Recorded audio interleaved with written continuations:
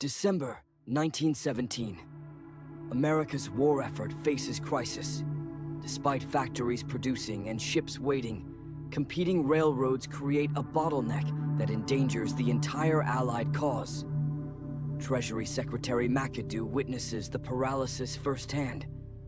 Railroad companies operate independently, refusing to coordinate even for critical war supplies. The factories are delivering, ships are waiting, but railroads are strangling us, McAdoo reports to President Wilson. This cannot continue if we hope to win. December 1917. America's war effort faces crisis. Despite factories producing and ships waiting, competing railroads create a bottleneck that endangers the entire Allied cause. Treasury Secretary McAdoo witnesses the paralysis firsthand. Railroad companies operate independently, refusing to coordinate even for critical war supplies. The factories are delivering, ships are waiting, but railroads are strangling us, McAdoo reports to President Wilson. This cannot continue if we hope to win. 2 days later, McAdoo announces the United States Railroad Administration. For the first time, America's 250,000 miles of rail will operate as one system. As of noon today, the government has assumed control of the nation's railroads, McAdoo declares. Our railroads must serve one master only: victory. Public reaction reveals America's divisions. Military leaders express relief. Railway workers show cautious optimism, while railroad executives respond with barely concealed outrage. In luxurious boardrooms, powerful railroad executives plot resistance to government control, viewing nationalization as an attack on private enterprise itself. This is nothing short of confiscation, declares Jerome Matthews, a prominent railroad president. The government will destroy decades of private enterprise within months. Though required to comply, many executives quietly resolve to obstruct the government's efforts. Nothing is more permanent than a temporary government program, Matthews warns. McAdoo faces transforming 254,000 miles of competing railroads into one unified system, and doing it within weeks, not years. His first challenge, navigating a chaotic web of different gauge tracks, incompatible equipment, and competing schedules developed during decades of corporate competition. Emily Harriman, a brilliant mathematician, quickly proves invaluable. Her solutions to complex logistical problems earn her an unprecedented leadership position for a woman in 1918. Chicago's massive rail yard becomes the testing ground for federal management, as competing railroads are forced to coordinate for the first time. Samuel Walker, a veteran engineer, exemplifies worker resistance. "I've been running locomotives for 30 years. I don't need Washington bureaucrats telling me how." When urgent troop movements require immediate action, Walker reluctantly follows new procedures and witnesses firsthand how coordination improves efficiency, planting doubt in his opposition. Nature delivers the first test when severe winter storms strand dozens of trains in the Appalachians, threatening critical supply lines. Emily implements a rational priority system. Military supplies, then coal for heating, then food, she directs. Luxury travel comes last during wartime. In the mountains, Walker leads a unified snow-clearing operation with crews from competing railroads. Their different uniforms matter less, as shared purpose builds unexpected camaraderie. As men depart for war, women enter railroad work in unprecedented numbers, trained to become dispatchers, clerks, and even track workers. "They'll say we can't do this work," Emily tells female recruits. "Your competence will be your response." Their determined faces reflect both opportunity and responsibility. Within months, women master complex railway operations previously considered beyond their capabilities. A female conductor calling "all aboard" symbolizes transformation extending beyond railroads.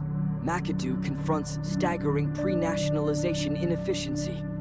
over 2,000 locomotive designs and 40 coal car types, creating maintenance nightmares.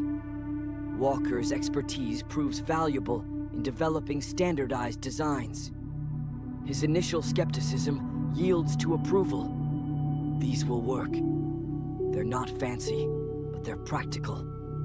When executives protest losing distinctive corporate styling, McAdoo is unmoved. We're not in the business of corporate identity now. We're winning a war, the USRA's first major achievement, transforming troop movement to Europe from chaos into precision, with trains arriving at ports in perfect sequence with waiting ships. Each division needs 25 trains, explains Lieutenant Collins. Before nationalization, we couldn't move a regiment without confusion. Emily's precision scheduling changes everything. As Walker brings another troop train into perfect position, the system's success becomes undeniable. Young soldiers' faces remind everyone of the human stakes involved. In Congress, McAdoo defends rising costs. Yes, we're running at a deficit. We've prioritized military movements over profitable passenger routes. When accused of financial failure, McAdoo responds firmly. We're measuring success in soldiers transported and battles won, not dividends paid to shareholders. Privately, McAdoo confides his concern. They're judging a wartime emergency measure by peacetime financial standards. Political battles threaten operational success. For workers, nationalization brings standardized wages, 8-hour days, and improved safety. Benefits companies had long resisted, creating unprecedented union support. Walker, once skeptical, now addresses fellow workers. For the first time, I feel we're valued for our skill, not just worked until we break. Improved conditions create worker support for the USRA. As they compare standardized wages and safety regulations, many question whether private control serves their interests. Freed from corporate secrecy, railway innovation flourishes. Improvements in air brakes, signaling, and track design, blocked by competition, advance rapidly. Emily demonstrates a centralized traffic control system. One dispatcher can now manage dozens of trains over hundreds of miles. Walker's skepticism transforms to appreciation. This war is accelerating railway progress by decades, McAdoo observes. The question is whether we'll maintain this momentum when peace returns. In maintenance facilities, standardization's efficiency becomes visible. Locomotives from different companies receive identical service, eliminating wasteful duplication. Under private management, we'd never share these methods, Walker explains. Each company guarded its practices like state secrets. Now best practices spread system-wide. A young apprentice asks the crucial question: why did they keep things separate that work better together? Walker's thoughtful pause reveals his evolving perspective. When Spanish flu strikes America, the railroad system faces catastrophe as workers fall ill by thousands. Empty offices and unmanned switches threaten nationwide paralysis. Even McAdoo falls ill, directing emergency operations from his sickbed. Prioritize military routes and medical shipments. All other traffic is secondary until recovery. The crisis reveals system resilience. Emily coordinates skeleton crews while Walker, masked, volunteers for extra shifts delivering medical supplies to hard-hit communities. As victory approaches, executives press for immediate return of their companies. Your experiment has run its course, Matthews insists. Our shareholders are suffering. McAdoo counters with data. We're moving 15% more freight with 25% fewer cars than private control. Your efficiency was excess equipment sitting idle to avoid cooperation. Though defeated in the meeting, executives leave determined to win politically, regardless of operational results.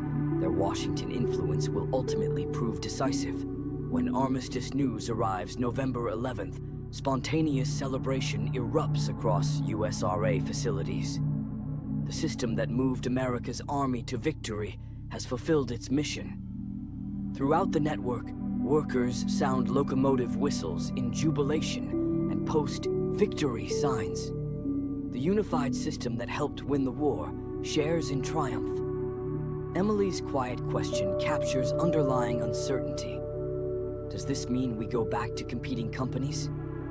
Walker's weathered face shows understanding. Our biggest challenge is still coming. As transport ships carrying returning troops arrive at New York Harbor, the USRA faces a challenge as monumental as deployment, returning millions to their hometowns.